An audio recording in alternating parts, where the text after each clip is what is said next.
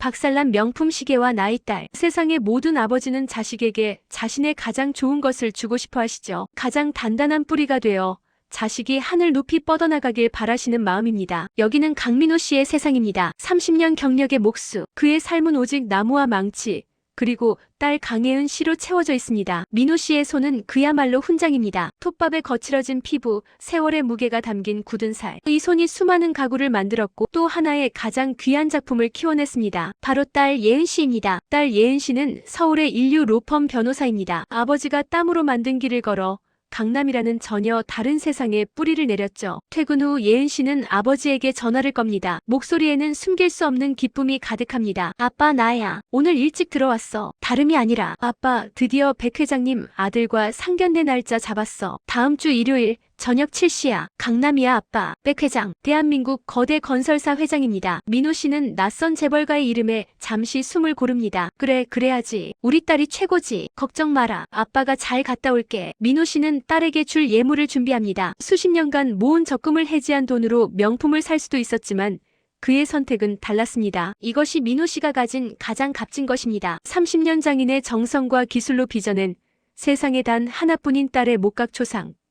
이것이야말로 아빠의 진심이 담긴 예물이었습니다. 출발 직전 민호 씨는 문득 자신의 손을 바라봅니다. 거친 굳은 살, 톱밥이 깊게 박힌 송금. 이 손이 딸의 결혼에 흠이 될까봐 두려웠습니다. 잠시 흰색 작업 장갑을 껴보지만 이내 벗어 던집니다. 에이, 됐다. 이게 내 삶인데. 내 손이 내 삶인데 뭘 감춘다고. 그렇게 민호 씨는 전혀 다른 세상의 문 앞에 섰습니다. 불안함과 긴장감이 밀려왔지만 이내 딸의 성공을 향한 자부심이 그를 일으켜 세웠습니다. 민호 씨는 주먹을 꽉 쥐고 문을 향해 걸어갑니다. 그 주먹 안에는 딸에게 전할 딸의 목각 초상이 단단하게 쥐어져 있습니다. 이제 땀으로 빚은 소박한 삶과 물질로 포장된 화려한 삶의 대면이 시작됩니다. 목수 손으로 뭘 하시겠어요? 노골적인 모욕, 상견례 자리에는 늘 묘한 기싸움이 존재합니다. 하지만 어떤 이들은 그 기싸움에 격이라는 이름의 칼을 들이대죠. 자리에 앉자마자 백 회장 측은 마치 면접관처럼 민호 씨를 위아래로 훑어봅니다. 특히 시모 최혜경 씨의 표정에는 숨기려야 숨길 수 없는 불만이 담겨 있습니다. 대화는 칭찬으로 시작되었습니다. 딸 예은 씨의 능력과 학벌에 대한 칭찬이었죠. 하지만 그 칭찬은 곧바로 민호 씨를 향한 날카로운 질문으로 이어졌습니다. 우리 예은 씨처럼 훌륭한 인재를 어떻게 키우셨나 싶었어요. 아버님 혹시 사업 쪽이신가요? 회사 규모는 어느 정도 되십니까? 민호 씨는 목이 타들어가는 것을 느꼈습니다. 하지만 딸을 위해 솔직하고 당당하게 대답했습니다. 예, 지방에서 작게 목공소를 운영하고 있습니다. 30년 가까이 나무만 만져왔습니다. 목수라. 요즘 세상에 목공소는 좀 의외네요. 하긴 예은 씨가 고생을 많이 했겠어요. 그 거친 손으로 우리 집안에 무슨 도움이 되겠어요? 침묵이 룸을 짓눌렀습니다. 민호 씨는 주먹을 꽉 쥐었습니다. 자신의 평생을 바친 직업을 대놓고 무시당한 것입니다. 딸 예은 씨가 즉시 반박하려 했습니다. 하지만 어머님 지금 그 말씀은. 여보, 일단 진정해. 어머니가 요즘 피곤하셔서 그래. 백도연 씨는 어머니의 눈치만 살폈습니다. 비겁한 침묵과 제지. 이 결혼의 본질적인 문제가 드러나는 순간이었습니다. 민호 씨는 분위기를 바꾸려 애썼습니다. 그는 어렵게 준비한 딸과 도연의 목각 초상을 꺼냈습니다. 제가 직접 깎아 만든 겁니다. 딸을 향한 아빠의 사랑으로 둘이 오래오래 행복하게 살라는 의미로.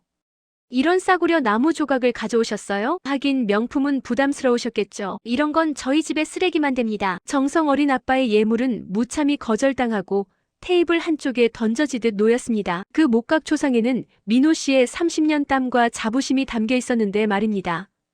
민호 씨의 눈빛이 흔들립니다. 수치심 그리고 딸에게 미안함이 뒤섞인 감정이었습니다. 그는 고개를 들지 못했습니다. 그러나 이 불쾌한 무시는 이제 막 시작일 뿐이었습니다. 이 상견례는 결혼을 축하하는 자리가 아니었습니다. 재벌가가 평범한 목수에게 행하는 계급적 심판이었습니다. 사람들은 물질적인 모욕은 참아낼 수 있습니다. 하지만 가족에 대한 모독은 그 사람의 존재 자체를 부정하는 것과 같죠. 아버지 강민호 씨에게도 절대 넘지 못할 마지막 선이 있었습니다. 최혜경 씨의 모욕은 멈추지 않았습니다. 그녀는 민호 씨가 침묵하자 이제 예은 씨의 돌아가신 어머니, 즉 민호 씨의 아내에게로 화살을 돌렸습니다. 근데 예은 씨는 어머니가 안 계신다면서요? 참 안 됐어요. 듣기로는 일찍 돌아가셨다던데. 민호 씨는 눈을 질끈 감았습니다. 돌아가신 아내에 대한 이야기는 평생의 아픔이었습니다. 그는 딸을 위해 억지로 미소를 지어 보였습니다. 예, 병환으로 일찍 세상을 떠났습니다. 어휴, 근데 생각해보니 운이 좋았네요. 솔직히 말해서요, 사돈. 가난 때문에 일찍 돌아가셨나 보네. 그래도 우리 아들이 장서 갈등은 없으니까 얼마나 편해. 하늘이 도와주신 복이에요, 복. 그 순간 20년간 아내를 그리워하고 딸을 홀로 키워온 민호 씨의 가슴이 찢어졌습니다. 아내의 죽음이 고작 처가살이 면제권 취급을 당했습니다. 민호 씨의 얼굴이 하얗게 질렸고 그의 온몸이 떨리기 시작했습니다. 민호 씨는 자리를 박차고 일어섰습니다. 그의 인내심을 지탱하던 마지막 기둥이 무너졌습니다. 회장님, 사모님, 지금 그 말씀은 너무 지나치신 것 같습니다. 어머님, 지금 당장 그 말 취소하세요. 저희 어머니는 저희 삶의 가장 고귀한 분이셨습니다. 예은 씨도 폭발했습니다. 더 이상 변호사의 이성적인 가면은 존재하지 않았습니다. 오직 엄마와 아빠를 지켜야 하는 딸의 분노만이 남았습니다. 시끄럽소. 감히 이런 자리에서 소란을 피우다니. 당장 밥상 치우시오. 웨이터. 예은아, 제발 상황 파악 좀 해. 우리 엄마가 괜히 이러는 게 아니잖아. 나를 봐서라도 참아. 백도연 씨의 절규는 예은 씨에게 더욱 큰 절망을 안겨주었습니다. 그녀는 깨달았습니다. 이 남자는 평생 어머니의 꼭두각시일 뿐이며 자신의 아버지를 절대로 존중하지 않을 것임을. 모든 것이 무너져 내리는 절망적인 위기 속에서 아버지와 딸은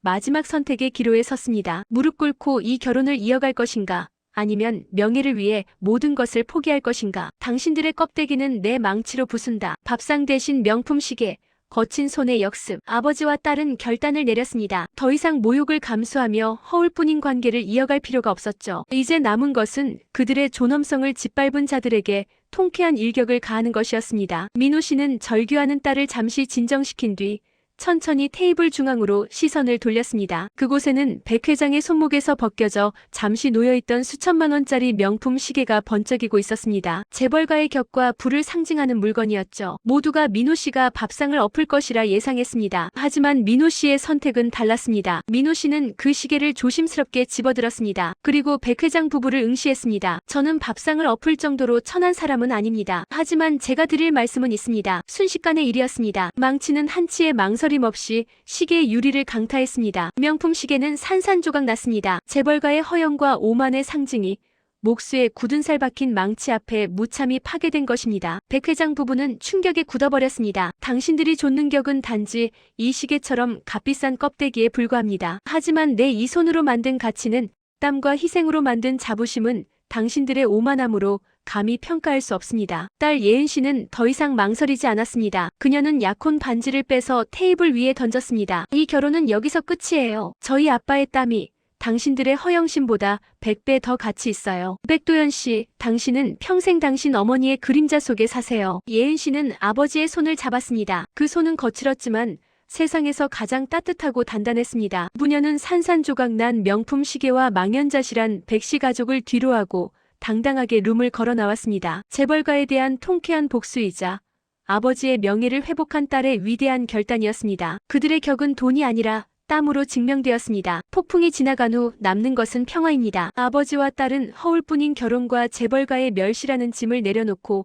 그들의 진정한 뿌리로 돌아왔습니다. 백씨 가족은 명품 시계 파손과 파혼으로 인한 체면 손상에 분노했지만 예은 씨의 단호한 태도와 민호 씨의 행동에 더 이상 손쓸 수 없었습니다. 아들 백도연 씨는 뒤늦게 후회했지만 예은 씨는 그 용서를 받아들이지 않았습니다. 예은 씨는 변호사로서의 화려한 커리어를 잠시 멈추었습니다. 그녀는 로펌 서류 대신 아빠의 목공소에서 톱밥을 만지기 시작했습니다. 아빠, 여기 냄새가 제일 좋아. 나무 냄새, 아빠 땀 냄새. 예은 씨는 비로소 눈으로 확인했습니다. 아빠의 거친 손이 만들어낸 가치가 자신이 좇았던 그 어떤 명예보다 고귀했음을. 아빠의 땀이 이 목공소에 전부 새겨져 있네. 내가 이제 이 가치를 세상에 알려줄게. 예은 씨는 변호사로서의 지식과 마케팅 감각을 활용하여 아빠의 목공소를 강민호 장인 정신을 담은 수제 가구 브랜드로 키울 계획을 세웠습니다. 그들의 새로운 도전이 시작된 것입니다. 민호 씨는 딸에게 인정받고 직업적 자부심을 되찾았습니다. 예은 씨는 허영을 버리고